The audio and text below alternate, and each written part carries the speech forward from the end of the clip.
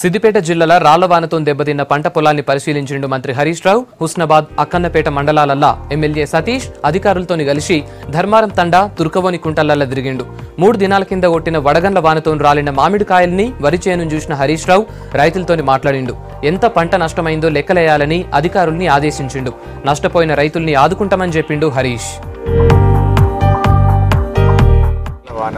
గాలి దుమారం వల్ల ముఖ్యంగా అక్కన్నపేట మండలంలో తీవ్రమైనటువంటి నష్టం జరిగింది. ఇటు కూరగాయ రైతులు, వరి, మామిడి చాలా పంటలు కూడా దెబ్బతిన్నటువంటి పరిస్థితి. రైతులకు ఆత్మవిశ్వాసాన్ని కల్పిస్తూ, రైతులకు ధైర్యాన్ని కల్పిస్తూ మరి ప్రభుత్వం తప్పకుండా అన్ని రకాలుగా ఆదుకుంటుందని రైతులందరికీ కూడా చెప్పడం జరిగింది. ముఖ్యంగా వ్యవసాయ శాఖ, హార్టికల్చర్, రెవెన్యూ అధికారులందరినీ కూడా గ్రామాల వారీగా కొంతమంది అధికారులను పెట్టి దాన్ని వెంటనే ఎన్యూమరేషన్ చేసి రాష్ట్ర ప్రభుత్వానికి నివేదిక పంపాలని చెప్పి ఆదేశించడం జరిగింది. సో ఏ జిల్లాలో అయితే నష్టం జరిగిందో అన్ని జిల్లా కలెక్టర్ల నుంచి రిపోర్ట్ తెప్పించి రాష్ట్ర ప్రభుత్వం ద్వారా కేంద్ర ప్రభుత్వానికి కూడా పంపిస్తాం.